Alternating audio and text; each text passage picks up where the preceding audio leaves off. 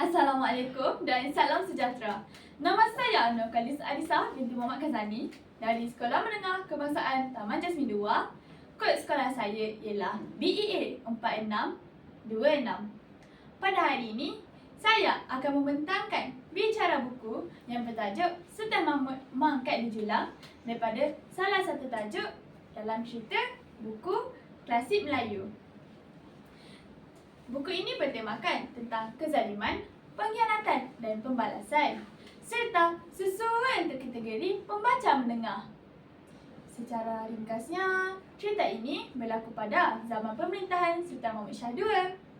Dalam cerita ini bermula dengan pengenalan watak, diikuti perkembangan antara konflik dan berakhir dengan pengakhiran yang tragis.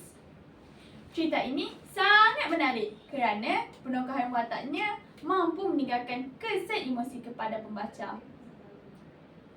Watak-watak utama dalam cerita ini ialah Sultan Mahmud Shah II yang bersifat zalim, berkuasa dan tegas.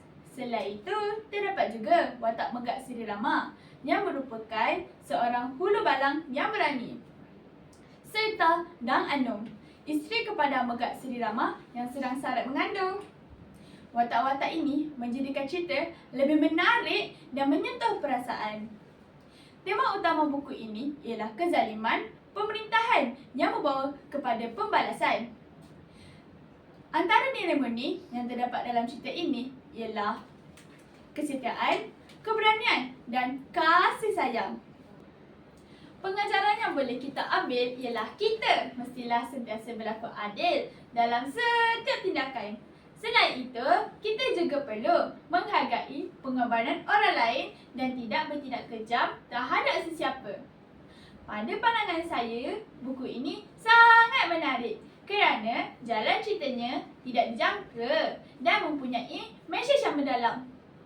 Jika buku ini dijadikan filem, saya membayangkan suasana yang sedih, mencabar dan penuh aksi.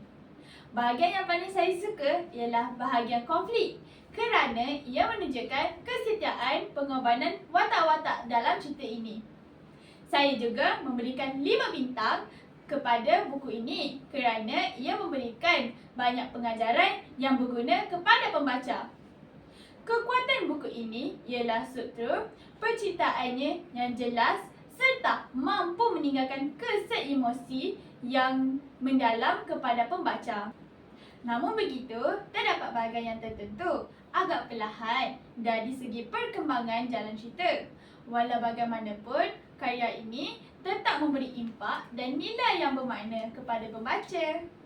Saya mencanangkan buku ini kepada pelajar dan remaja kerana sesuai dijadikan bahan bacaan dan pembelajaran.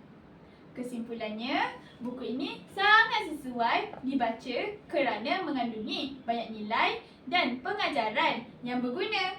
Sekian sahaja pembentangan saya. Terima kasih.